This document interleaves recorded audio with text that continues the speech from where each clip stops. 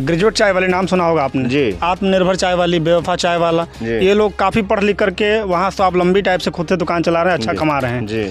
लेकिन जो प्रेम प्रसंग वाला मामला होता है, इसमें तमाशा करके 2 महीने तमाशा करके सरकारी नौकरी की मांग की जाती है, ये कितना जायज़ है? मैं पब्लिक से पूछता हूँ कि आप और हम अपने बेटा बेटी को पढ़ाने के लिए लाखों रुपया, हजारों रुपया खर्चा करते हैं, वो नौकरी के लिए डाक बंगला चौराहा पर पुलिस का लाठी खाए, और जो लड़की जो रात को 2 बजे अपने बॉयफ्रेंड को अपने घर बुलाती है, उस लड़की को सरकारी नौकरी की मांग। तो आरती सोनी के बाद हमने कल पूछा था आपको कि सोनी आरती छोटू के बाद सोनी को भी सरकारी नौकरी मिलनी चाहिए। हाँ। उसके बाद आज पूछ रहे हैं कि चंचला को भी मिलनी चाहिए, पूर्णिया में जो हुआ है उसको मिलना चाहिए, और गोपालगंज की जो महिला हुई है अभी। हाँ, तो ये सब देखिए, हम तो कहते हैं इस सब के लिए एक विशेष तरह नौकरी का सृजन किया जाना चाहिए। सरकार को एक महाविद्यालय खोलनी चाहिए जिसमें प्रेम की पढ़ाई हो। सरद institute of technology Kolhapur Maharashtra का ऑफिस सीतामढ़ी शहर के सिपरा गार्डन स्थित एक मकान में खुला हुआ है, जहां पर इंस्टीट्यूट संचालक ने 2 लड़कियों को नामांकन कराने के बहाने अपने इंस्टीट्यूट में बुलाया और फिर उन दोनों नाबालिग बहनों को नशा की दवाई खिला करके उसके साथ घिनौना कुकर्म किया। नमस्कार, फेसबुक और यूट्यूब पर आप देख रहे हैं खबर 247। हमारे साथ इस मुद्दे पर बात करने के लिए श्याम झा जी हैं। इस मामले को हम इसलिए उठा रहे हैं क्योंकि आज पूरे देश में डॉक्टर सर्वपल्ली राधाकृष्णन के जन्म दिवस के शुभ अवसर पर शिक्षक दिवस मनाया जा रहा है। क्या कहेंगे ऐसे शिक्षकों को आज? सबसे पहले संपूर्ण चैनल देखने वाले को शिक्षक दिवस की हमारी तरफ से तमाम शुभकामनाएं। और शिक्षकों की जहाँ तक बात है तो मैंने पहले भी इस मामले में बात की थी। देखिए, आजकल का जो शिक्षक हो गया है ना, वो स्वयंभू शिक्षक है। उसको शिक्षक कौन बोल रहा है नहीं बोल रहा है इससे फ़र्क नहीं पड़ता है। एक बड़ा सा आलीशान 3-4 कमरे का फ्लैट लिया और उसमें मस्त बोर्ड वोर्ड लगा दिया, IIT GIT PIT वाला 3-4 को पास वाला विद्यार्थी का फ़ोटो लगा दिया और वो शिक्षक हो गया है।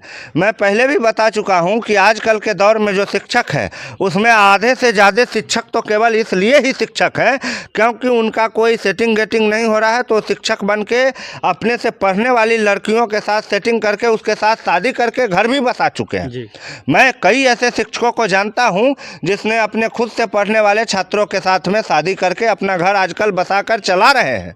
बहुत 10 साल 20 साल से चल रहा है। और अभी के दौर में भी कई टीचर्स ऐसे हैं जो अपने पढ़ने वाले छात्रा के साथ इश्क फरमाते हैं। चाहे कई शिक्षिकाएं ऐसे हैं जो छात्रों के साथ गलत तरीके से पेश आती है। लेकिन ये क्या है कि एक सड़ा हुआ मछली जिस तरह पूरे तालाब को गंदा कर देता है, उसी तरह एक शिक्षक का या एक शिक्षिका का जो ये करतूत है, कम से कम आसपास के 2-4 जिलों के जो शिक्षक का है वो बहुत पदवी घटा देता है। उसके लिए लोगों के मन में जो संवेदना है, शिक्षक के प्रति जो आदर का भाव है, वो कहीं ना कहीं नफरत के भाव में बदलने लगता है। अब रही बात सीतामढ़ी के जो 2 शिक्षकों की बात आप कर रहे हैं, एक शिक्षक 2 लड़की, एक शिक्षक 2 लड़की, मान के चलिए जो बात आप सीतामढ़ी की कर रहे हैं। अब ये शिक्षक देखिए मानसिक रूप से कितना विक्षिप्त है कि अपने ही इंस्टीट्यूट में 2 छात्रों को बुलाते हैं, छात्राओं को, और उसके बाद उन्हें चाय या कोल्ड ड्रिंक में कुछ नशीला सामान खिलाते पिलाते हैं और उसके बाद उनके साथ जघन्य अपराध करते हैं और उसके बाद उसे छोड़ भी देते हैं।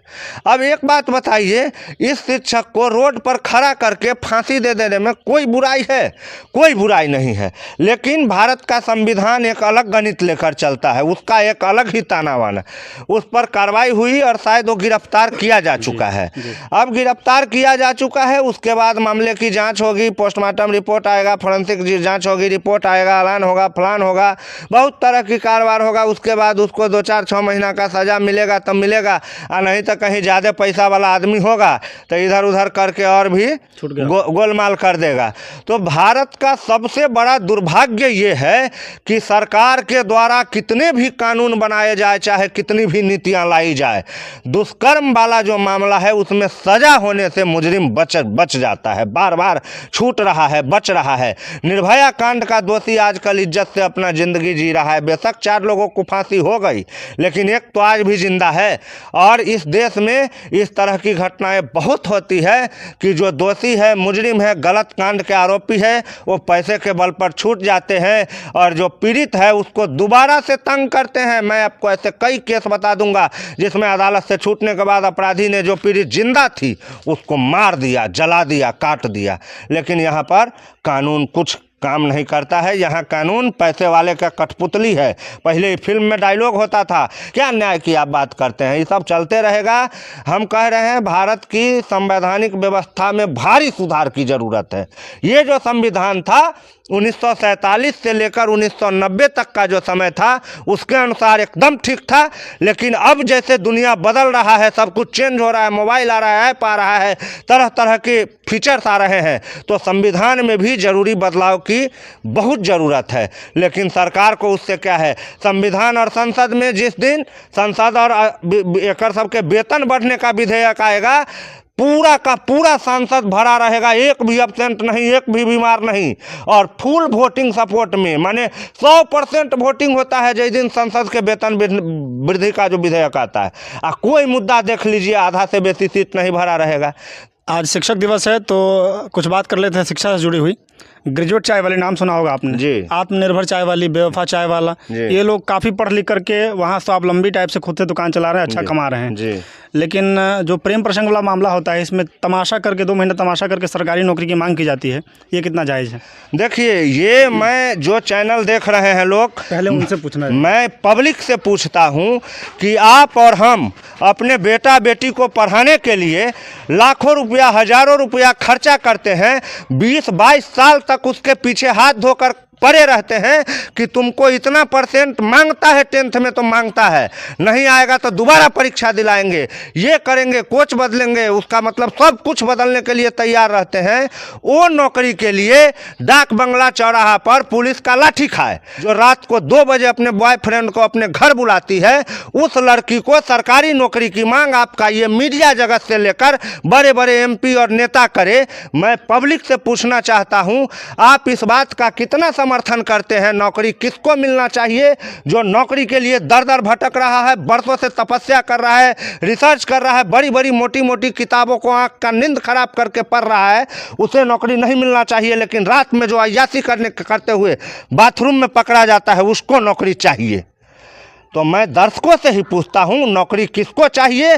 और आप ये बात अपने सरकार से, अपने माननीय पत्रकार से कहिए कि आप जिसकी नौकरी के दलीलों में हजारों कसीदे भाषण पढ़ रहे हैं ना, सही मायने में वो सज़ा की हकदार है, न कि नौकरी की हकदार है। अच्छा, ऐसा यदि होता है तो आरती सोनी के बाद हमने कल पूछा था आपको कि आरती छोटू के बाद सोनी को भी सरकारी नौकरी मिलनी चाहिए। हाँ। उसके बाद आज पूछ रहे हैं कि चंचला को भी मिलनी चाहिए, पूर्णिया में जो हुआ है उसको मिलना चाहिए, और गोपालगंज की जो महिला हुई है अभी, हाँ, तो ये सब देखिए, हम तो कहते हैं इस सब के लिए एक विशेष तरह नौकरी का सृजन किया जाना चाहिए। सरकार को एक महाविद्यालय खोलनी चाहिए जिसमें प्रेम की पढ़ाई हो, प्यार कैसे करना चाहिए, प्यार कब तक करना चाहिए, और प्यार करके अपने प्रेमी से निपटने का क्या क्या तरीका होता है, मतलब प्रेम प्रसंग विश्वविद्यालय सरकार को खोल करके, और उसमें जितना भी इस तरह का महिला है उस सबको बहाली कर दिया जाए। अपना as a principal, as a professor, as a lecturer, जैसे मन हो वैसे बहाल कर दीजिए, और आप सरकार भी फ्री रहेगा, और इधर का जो पब्लिक है उसे भी अगर प्यार मोहब्बत के बारे में कभी ज्ञान की ज़रूरत होगी तो माननीय आरती जी, चंचला जी, सोनी जी और जितने भी जी सब हैं, सबसे प्यार मोहब्बत के बारे में डिस्कशन करने स्टूडेंट जाएंगे। इसमें अजीब अजीब तरह का क्वालिफिकेशन रहेगा, इसमें अजीब अजीब तरह का क्वालिफिकेशन रहेगा। इस इंस्टीट्यूट में 21 साल से कम के विद्यार्थी का एडमिशन नहीं किया जाएगा। इस इंस्टीट्यूट में कम से कम एडमिशन करने के लिए 2 बार आपका किसी न किसी लड़का या लड़की से अफेयर होना चाहिए। यही सब बात करना चाहिए सरकार को, और क्या करना चाहिए। अच्छा, अंतिम सवाल है कि यदि आरती को सरकारी नौकरी मिलती है तो आप भी काफ़ी जिम्मेदार नागरिक हैं भारत के, आप में भी काफ़ी सोच समझ है, आपके भी जो रिश्तेदार होंगे लड़कियाँ, उन्हें आप प्रेम प्रसंग करवा करके उसके प्रेमी की हत्या करवा के उसको सरकारी नौकरी दिलवा देंगे फिर? देखिए, यह सब बात तो कहने सुनने की है, मजाक की है, लेकिन आरती को जिस दिन नौकरी मिल जाएगा तो मेरा भारत के लोकतंत्र पर जो भी 2-4% भरोसा बचा हुआ है वो उठ जाएगा। और मैं इस बात की सरकार से लगातार मांग करूंगा कि अब जो है माफ़ करो, क्योंकि अब देखा नहीं जाता हमसे जी। बस, और क्या कहें। चलिए, समय देने के लिए आपका बहुत बहुत धन्यवाद। जय हिंद। जय हिंद।